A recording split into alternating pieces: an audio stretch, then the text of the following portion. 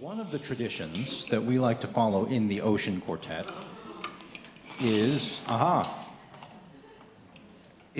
of poetry recitations at Christmas. You know, around the holidays, the nights got long and people did all kinds of things to entertain themselves, but one of them was to recite poetry. So I'm always on the lookout for new holiday poems to do as part of our Ocean Quartet concerts. And this year, so you may all know about a creature that is becoming very popular in the December season, and his name is Krampus, or Krampus. Okay, and people are celebrating Krampus quite a lot these days. So if you don't know about him, Krampus is a hairy, scary, devil-like creature who accompanies St. Nicholas in traditions in Austria and Bavaria and other alpine regions. So while Nicholas is supposed to reward good children with gifts and in fact test the children, so Nicholas goes around actually posing, school, lesson questions from school, and if they get it right, they get a gift. And then Krampus is there to kind of threaten them with punishment of various kinds. And you'll hear about the actual punishments in the poem. So until the early 21st century, practically no one in the US who wasn't Austrian or Bavarian in heritage really knew that much about Krampus, but his popularity is completely soaring these days. So there's Krampus movies, there's Krampus runs, which are kind of like zombie walks, and they're all over the US, from Vermont to Florida and LA to Seattle. There's a DC Krampusnacht, if you haven't heard of it. There's two in Baltimore, there's one in Richmond, so all over this area there's Krampus events. So I assumed that I would find a great Krampus poem for our concerts, but I did not. Didn't find any that were that good. So I decided to write a poem myself. And I decided to write this poem in the tradition of cowboy poetry. So some of you may know that there's a lively tradition of poetry among working cowboys throughout the American West. And this got started in the 1870s on the big cattle drives, when cowboys had to entertain themselves and one another around campfires on the trail. So at first, cowboy verse was simply adaptations of the same repertoire that we do in the Ocean Quartet, that is to say, traditional British and Irish folk songs. So, for example, The Streets of Laredo is actually just The Unfortunate Rake, a British ballad that's been slightly adapted for use in the West. And Get Along Little Dogies is just Rockin' the Cradle, which is another Irish ballad, adapted a little bit more. But eventually they started to write completely new stories that had nothing to do with those older British stories. So there are cowboy poetry festivals and gatherings in every Western state, believe it or not, but the biggest of all is the National Cowboy Poetry Gathering in Elko, Nevada. And that always happens in January or February, at times when it's slow work for actual working cowboys.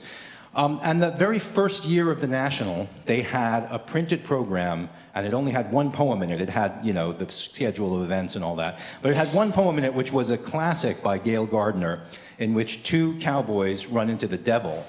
And they treat him like any other horned beast. They tie him up, they cut off the tips of his horns, and they tie him to an oak tree. And it occurred to me, what if that was a case of mistaken identity? What if that wasn't the devil, but rather Krampus? So that's my poem. That's the plan of my poem. And it's kind of a sequel to Gail Gardner's poem. And it's also a sequel to The Zebra Dun, which is a well-known cowboy song about a horse that's so wild that it can practically fly.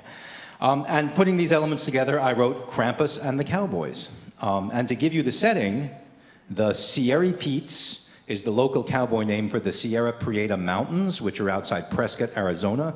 And the poker game that our buckaroos are coming back from is on the little row of bars in Prescott called Whiskey Row. So here we go, with help from Jay on the fiddle, Krampus and the Cowboys.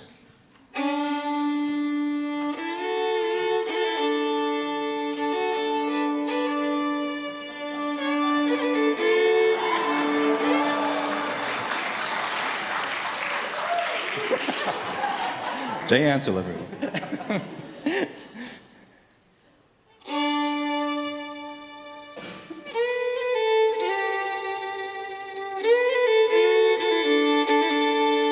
Away up high in the Sierry Peaks, where the yellow jack pine still grows, they tell a tale by the old campfire that every cowhand knows, About that time that Buster Jiggs and Sandy Bob got tight and dehorned and tied the devil up on a lonely autumn night. But I can tell you something that them cowboys never knew. It kinda tangles up the tale, but I swear to you all, it's true. Old Colorado Morton and his younger pal, Jim Graham, were coming back from Whiskey Row where they'd been in the poker game. And what should they run into there in a little mountain pass but a big old sleigh with reindeer of the type old Santa has. The deer was unhitched in the chaparral and they wandered to and fro, and the sleigh was just sitting on a sandy patch where even the scrub don't grow. And sure enough, there was old St. Nick standing by a blackjack oak, untying something from that tree which was kinda obscured by smoke. Well, it was just a month after Sandy Bob and Buster Jiggs' spree, and the devil's horns looked all growed back as Santa set him free. And the devil he raged, and the devil he roared, and he glared with an angry eye, and he leapt on the nearest reindeer, and he flew off into the sky. Well, ain't that a nasty kettle of corn, said Santa with a sneer. That ornery cuss of an old longhorn has stolen my leading deer.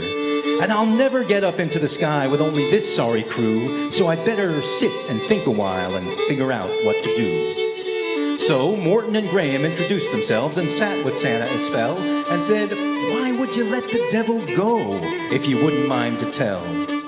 What? That weren't the devil, said Santa, and why would you think it was? Well, he had a horns and a tail and a whip, said Morton. It seemed kind of plain to us. So Santa looked at those two boys and kind of scratched his head, and his eyes gave a little twinkle, and this is what he said. Not every sheep's a bighorn, and there's many kinds of steer. Not every demon's Satan. Now, did you boys ever hear of a fella they call Krampus? Like a hairy, goat-like lug? Can't say as I have, says Morton, and Graham just gave a shrug. Well, Krampus used to ride with me on my yearly St. Nicholas Day trip, and the nice children got presents, and the naughty ones got the whip. And sometimes he'd take them naughty kids and he'd stuff them in a sack, and he'd carry them round on our Christmas round until he'd bring them back. And those naughty kids would weep and wail, and Krampus would grunt and laugh, 'cause Christmas back in them days, well, let's just say it was weirder by half. But the angels came to realize that this just wasn't right, and they gave old Krampus another job at the package sorting site. And his hair got caught in the turning gears, and his horns couldn't get through the door. And he finally took that Doge buyout, and I didn't see Krampus no more. And I don't know how he got out here, but word reached me up in the north that Krampus was tied up in this here hills, and so I sallied forth. When I found him hitched to that gnarly oak, well, I had to set him free for old time's sake, said Santa. And look where it's gotten me. I don't know what I'm gonna do with Christmas coming nigh, unless you know of a beast round here that can leave the earth and fly. Well, gosh darn it, said Morton, don't I just know the one? There's a devilish bronco hereabouts they call the Zebra Dun. And they say he can make it to the moon, and though that's not quite true, he can fly any place on God's green earth in just a jump or two. So I'll ride on down to the KL bar, though it be 40 mile. Jim, you stay here with Santa, because this might take a while. And it took old Morton a night and a day to the KL bar and back, and he came around with that Zebra Dun and an old cowhand and some tack. And they hitched out old Dun out in front of the team, all fitted with that tack, and Santa got into the sleigh with Morton and Graham at his back. And when that old cowhand hit the saddle, well, old Dunny quit the earth, and those reindeer followed after him for all that they were worth. They could see the tops of the mountains under Dunny's mighty jump, and that cowhand stuck to that there horse like a doggone camel's hump. And when they got to Santa's home, they were tickled pink to hear that Krampus was already there, thanks to Santa's well-trained deer. So, to cut the story down to size, those intrepid young cowboys stayed right on through to Christmas, helping Santa with his toys. And when Christmas time was over and they'd spread the Christmas cheer, Santa brought them all back home at the turning of the year. But Krampus took an outdoor job as Santa's reindeer groom and stayed on at the North Pole Ranch where there was ample room. and his hair kept him warm through the winter, and his horns grew majestic and free, and no cowboys took him for the devil or branded him up on a spree. So, I've learned a lot of crazy things, though I'm still pretty green. I've learned some things from things I've read and things from things I've seen. And old Krampus taught me one of them things that I didn't learn from books. Don't assume a chap's the devil just because of how he looks. And that's Krampus and the Cowboys. Thanks to Jay Anstill. Steve Winick on spoken word. Jay Anstill on fiddle.